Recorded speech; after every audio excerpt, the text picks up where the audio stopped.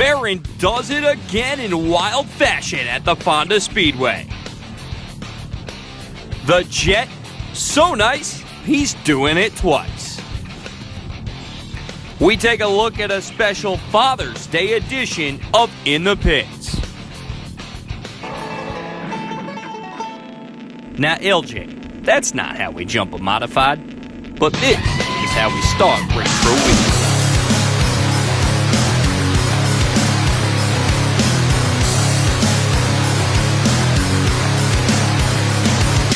Hello and welcome to another edition of Race Pro Weekly. I'm your host, Mike Warren.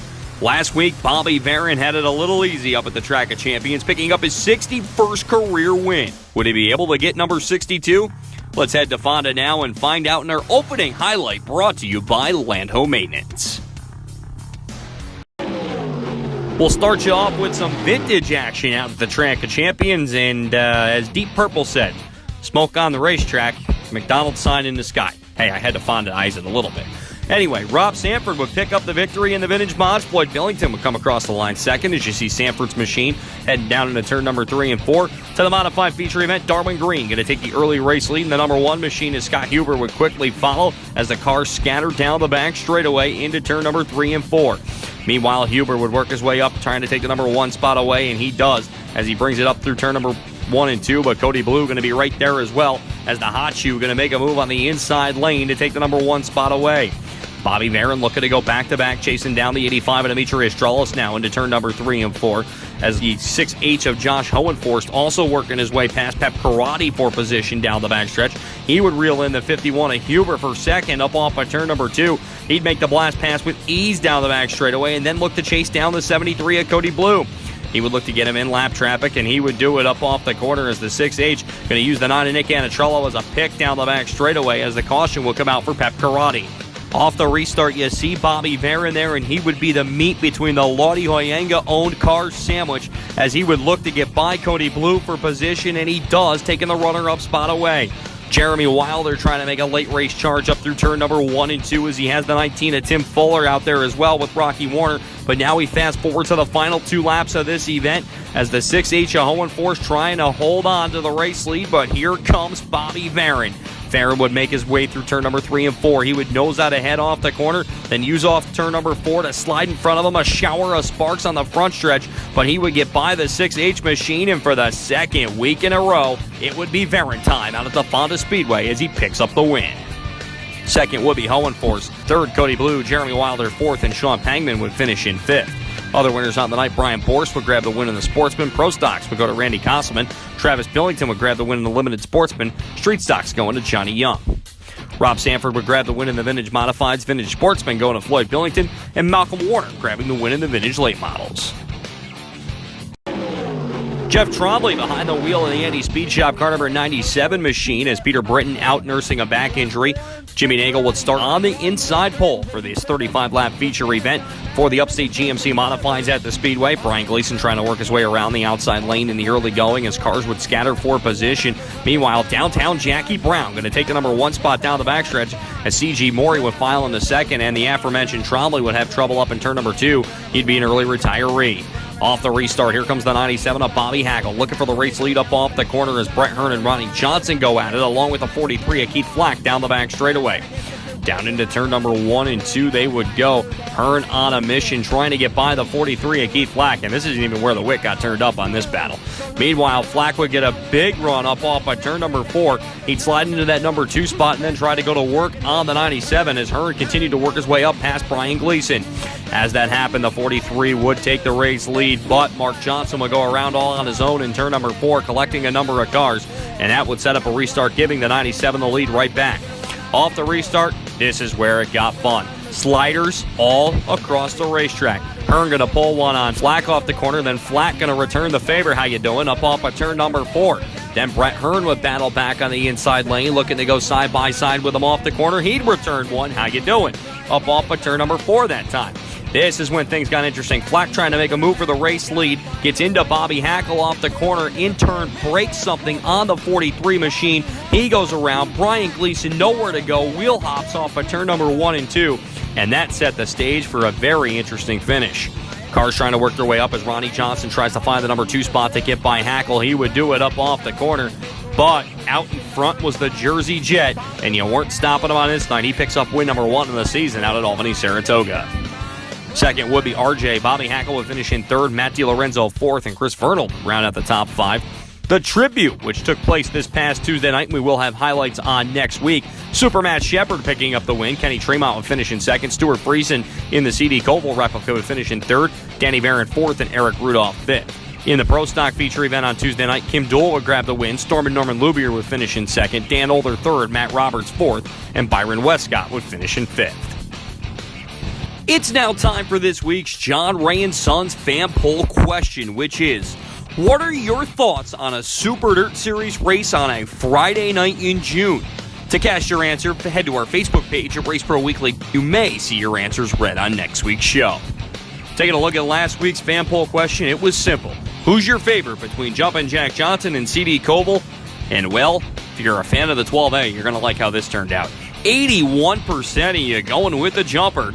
Only 19% going with Super CD Koval. When we come back here on Race Pro Weekly, we'll throw it out to the Can-Am Speedway to see who tore down the house last Friday night. Plus, we'll head to the Valley of Speed to see who took home this year's J.C. Flack Memorial.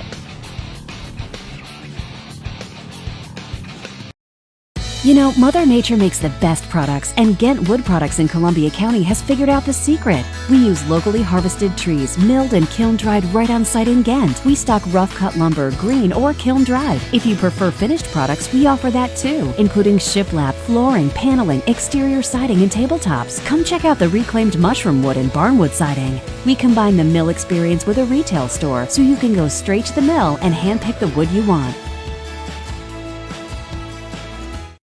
Hi, I'm Eric Pope, General Manager of John Ray & Sons. We're proud to be offering Bryant heating and air conditioning systems. Just like us, Bryant has been delivering home comfort solutions for more than a century. Call today for a free consultation and save up to $875 with Bryant bonus rebates. I'm Michael Laporte, Service Manager. From sales to service, our goal is to keep you comfortable, whatever it takes. Ductless AC is a perfect solution for homes without ductwork, new additions, or anywhere you need cool relief. Call or visit johnray.com today. There's only one place in the Capital Region for you to get the full racing action. Stop down at the Bobco video booth at the track or call 518-399-0937. Bobco Racing Video, the next best thing to being there.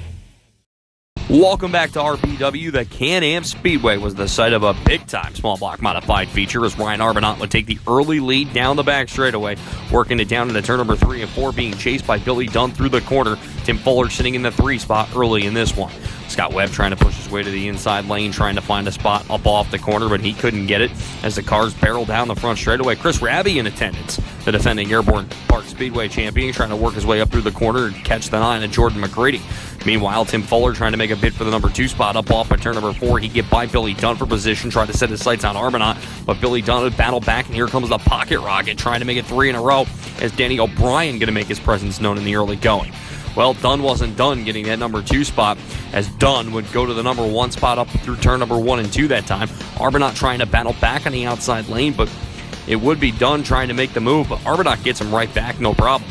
Meanwhile, caution will come out as Webb gets tangled up with another car up in between turn number 1 and 2, which would set the field back together, and that's when off the restart, Billy Dunn, your race leader, would take off like a rocket. Not quite a pocket rocket, but a rocket as they power up through the corner. Speaking of that pocket rocket, he's working the outside lane trying to get by Arbonat from the number 2 spot down the front straightaway, but Arbonat too strong for the time being. Tim Fuller would work his way to the inside of Danny O'Brien, trying to take the number 3 spot back from him through turn number 3 and 4, as Fuller would grab it and then try to go to work on Arbonat for second one more time here in the closing stages. Arbonat doing a hell of a job trying to hold him off down the front straightaway, as here comes O'Brien trying to dust off the top side one more time. Fuller and O'Brien continue to battle for the win, but it would be Billy Dunn all the way out in front, picking up his first of the season out at Can-Am. Arbonat would finish in second, Tim Fuller would hold on to third, Danny O'Brien fourth, and Chris Raby would round out the top 5. Dave Parker-Chili would pick up the win in the Sportsman. Pro Streets would go to Mike White, J.R. Durham in the Thunderstocks, and Dustin Hutton would pick up the win in the Rookie Sportsman. The J.C. Flack Memorial at the Lebanon Valley Speedway, as a number of people down to support the fallen driver of the 77J with the release of the balloons that happens each and every year. Outside front row starter would be the 88 of Olden Dwyer as he would lead the field up into turn number 1 and 2 for the first time. As Ronnie Johnson up on the move early, trying to get by the ex of Wayne Jelly. Brian Berger sticking his nose in there as well. Little close quarter racing coming down the front stretch as Mike Keeler working side by side with Dwyer as the caution would come out. Kyle Armstrong with trouble as he would have to pull onto pit road. Off the restart, Keeler going to slide up to take that spot away, and then it'll be the 17 of Elmo Reckner coming down on the inside, looking for spot number 2. He would get that as Kyle Sheldon tries to slide up in front of Olden Dwyer, but would collect his bumper up off the corner. Then it would be Elmo Reckner off the restart, looking to make it stick down the back straightaway. He pulled even with the driver of the 55 and then make the slide jump up off by turn number 4. Elmo Reckner, your new race leader, as he bring the field down the front stretch. Brian Berger trying to make his way up as well. He'd take the number 2 spot away down the back straightaway with Ronnie Johnson creeping into the top 5 right behind him. The Jersey Jet, Brett Hearn, trying to work his way up to the field as he would battle Keith Flack for position. As Hearn cracks the top 5 going underneath Ronnie Johnson, trying to get the number 3 spot away. He was wheeling and dealing on the inside lane. Berger and Johnson fighting for position. Brett just says, see you guys later. He'd pull into the number 2 spot and set his sights on the 17 of Elmo Reckner, and it wouldn't take long before he would dispatch him as well. And oh yeah, this is still the first half of the race, by the way, guys. Hearn would take the number 1 spot away up off by turn number 4, and he's gone. Keith Flack trying to pedal in the late stages of this one to try to move into the number 2 spot as the 60 of Berger goes around up off by turn number 2. That would set up a caution flag where Flack would get the runner-up position, but all behind Brett Hearn as he wins the 2018 edition of the J.C. Flack Memorial. Second would be the Ravenna Rocket. Ronnie Johnson would finish in 3rd, Elmo Reckner 4th, and Kenny Tremont would finish in 5th. Other winners on the night, 358s would go to J.R. Hefner. Pro Stocks to Rob Yetman. Pure Stocks would go to Evan Denyu. Second Pure Stock feature would go to Jeff Meltz Jr. Tim Meltz picking up the win in the 4 cylinders in the single cab, and Chris Vandeput would grab the win in the dual cab. To the D-shaped dirt demon we go, and oh boy, some close quarter racing here as Ray Beckler uses every inch he could to get to the flag stand as he would pick up the win. To the modified feature event, the freight train Andrew Ferguson going to lead him through turn number 1 and 2, but it would be Tim Kerr taking the number 1 spot away down the backstretch with Tom Sears Jr. right there putting him under fire. Jimmy Phelps, a man on a mission in this feature event, trying to work his way up through the field quick, along with the 99L of Larry White as he worked his way down into turn number 3 and 4. A lot of close quarter racing here in the early going, as always, out at Brewerton. Phelps running for the number 2 spot alongside the 6 of Max McLaughlin down the back straightaway as they look to chase Tom Sears Jr. through turn number 3 and 4. This battle would continue, but it would go to the elder statesman of the group as Phelps would take the number 2 spot away as he would nose on ahead down through turn number 3 and 4. He would eventually go to work on the 62 machine as the inside was open right up, and there goes Phelps going right on by for the number 1 spot. Sears would try to battle back in this one as we head toward the closing stages. Final 10 laps, but it was Larry White who would get to the lead. A tough break for Phelps as Lightning Larry picks up the win out at Brewerton. Second would be Phelps. Tim Sears Jr. would finish in 3rd, Tom Sears Jr. 4th, and Max McLaughlin would round out the top 5. Other winners on the night, Nick Krause would grab the win in the Sportsman number 1, Will Shields, Sportsman number 2, Mod Lights to Justin Williams, Ray Beckler in the 4 cylinders in the Sportsman Dash would also go to Will Shields. Coming up here on RPW, we take a look at the round number 1 of the King of Dirt 358 Modified Series of the Devil's Bowl Speedway. And we'll take a look at Fulton to see who picked up a big win in small block action. Keep it locked right here. Reputable, reliable, results. That's what you get when you call Rick and the professionals at RCT Roofing. Quality service at fair prices. RCT gets the job done. Just like Nick Stone and the RCT Pro Stock. RCT Roofing, we've got you covered. Spring is finally here and the temperatures are rising and the deals are hotter than ever. Hi, I'm Charlie Morris of Morris Ford in Burnt Hills. You have to come in for the hottest cars, trucks, and SUVs on the market today here at Morris Ford, all with leading technology and advanced safety. With thousands off and low payments, there's never been a better time to buy a new Ford. So come in to Morris Ford and let us show you why we've been selling cars in the Capital District for over 46 years. Our military yours will always be number 1.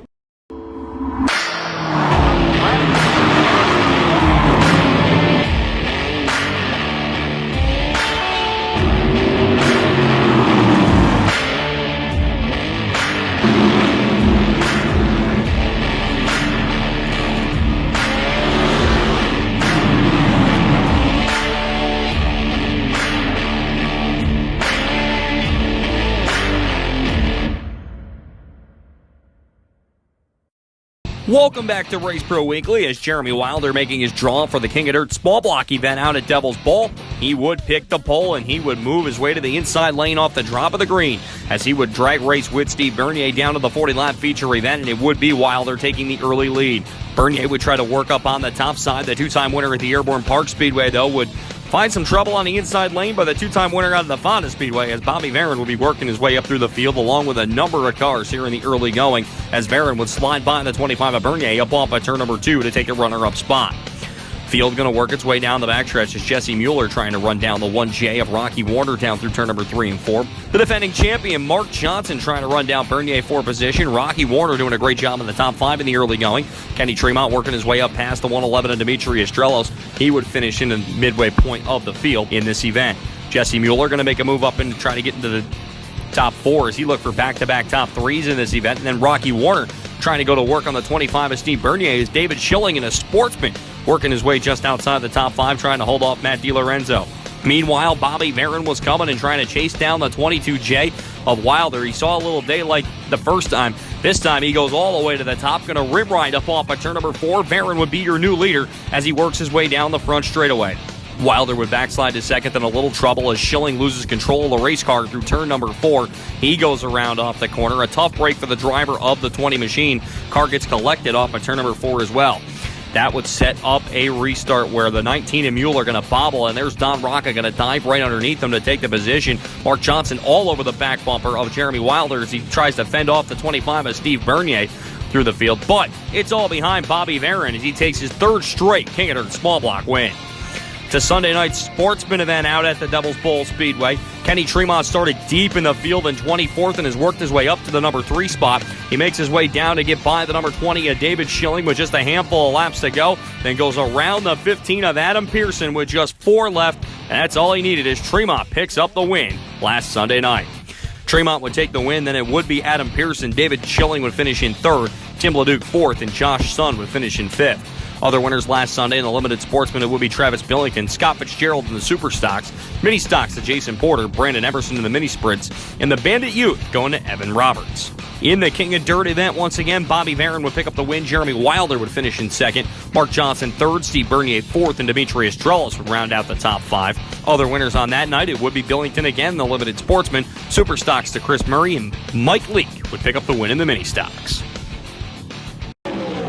To the Fulton Speedway we go now. Some Sportsman action, and yeah, that's not good. I feel like I've seen that before. Deja vu at this place. Either way, Corey Barker would pick up the win in that event. It looked to be a little crash-mired. Meanwhile, we go to the 358 Modifying Feature event as Todd Root looking to take the early lead up on the outside lane in that number 11 machine. He would make the move, powering it up, but Jordan McCready trying to pull the slide job on him off of turn number 2. That's what we call an electric slide job here on Race Pro Weekly, as he would try to hold on to the lead, but Root just a little too strong with his momentum down on the outside lane. The car on the move on this one, though, the 83 of Tim Sears Jr. as he works to the inside here with the last couple of laps of this feature event. The 11 bobbles, that allows the 83 to get by with just 2 laps to go, and you weren't stopping him as Tim Sears Jr. picks up the win out at Fulton. Second would be Todd Root. Larry White would finish in 3rd. Billy Whitaker would come home 4th. Bobby Harrington would finish in 5th. Other winners on the night, as you saw, Sportsman number 1 going to Corey Barker. Sportsman number 2 going to Mark Yorker. Late models to Sean Beardsley. Novice Sportsman to Jake Davis. And one-on-one spectator races going to Tyler. He's got to drive a Toyota Yaris. Just got a feeling. When we come back, we head to the Ulster County Bull Ring down at Accord. And we'll go in the pits and also give out our Performer of the Week. You won't want to miss it here on RPW.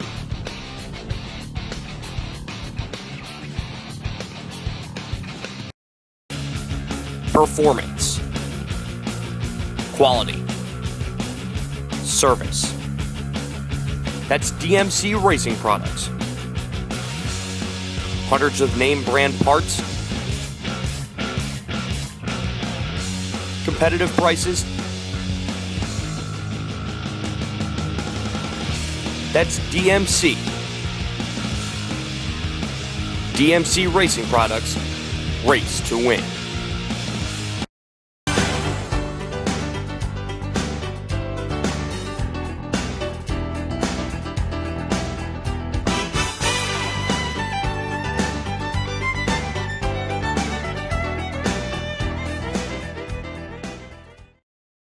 If you are a tracker series that would like to be highlighted on Race Pro Weekly, email us at show@raceproweekly.com.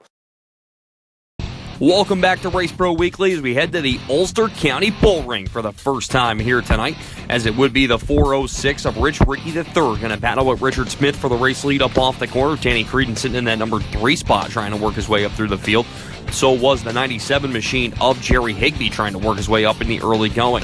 Higbee would go on the inside, but Iron Mike Rickey'd also be working his way up through the field as well. He would push to try to crack the top 5 as now watch Creedon go to the outside to try to get by Smith for position with Perego in there as well in the top 5. Perego would sneak by Danny Creedon up off the inside lane and then go to work on Smith for the number 2 spot as they battle down the back straightaway. And then the Montgomery Missile going to the inside of the 406R trying to take the race lead away up off of turn number 2. They're side by side, but Perego would have the advantage down into turn number 3 and 4. Higbee trying to work his way up to the inside of Richard Smith, trying to get by him off the corner. He would make that move stick as well and keep it working in on the inside lane. Meanwhile, Ferrier and Jimmy Wells going to come together down the back straightaway as Wells gets put up into the wall hard. They'd stay under green as Ricky would try to deal with Higbee to hold on to that number 2 spot as Anthony Perego picks up the win down at Accord. Second would be Iron Mike Rickey. Jerry Higbee would finish in 3rd, Richard Smith 4th, and Rich Ricky III would round out the top 5. Other winners on the night, Kyle Roner would grab the win in the Sportsman. Winless sprints going to Jeremy Quick. Cole Stangle grabs the win in the Rookie Sportsman. 4 cylinders to Sean Maloney. Held over 4 cylinders going to go to Jerry Kingeter.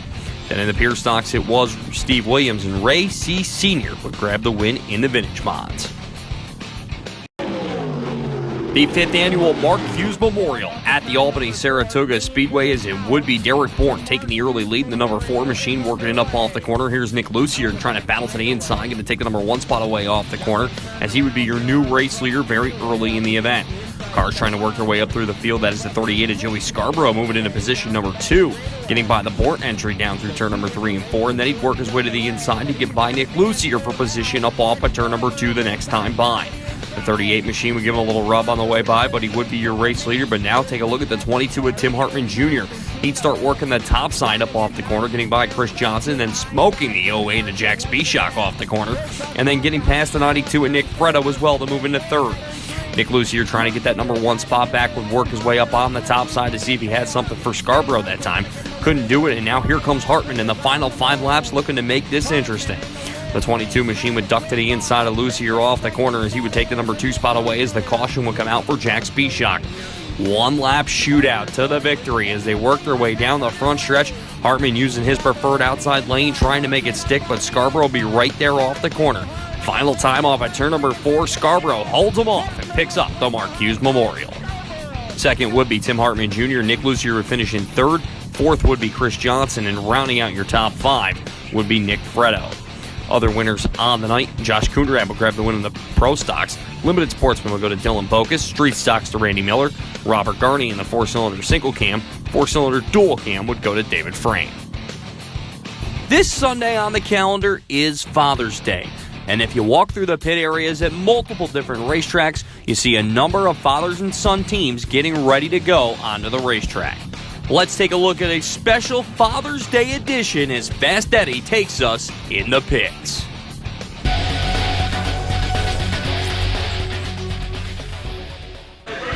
Ken, can you tell the fans the impact that your father's had on your career?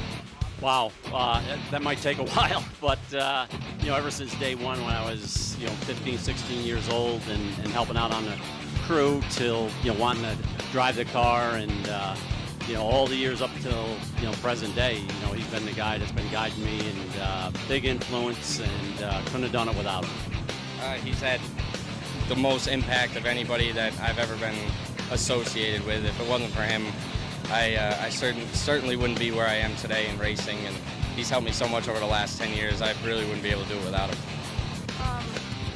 The impact he's had is just everything. I couldn't do without him. If he wasn't here, I don't know what would happen.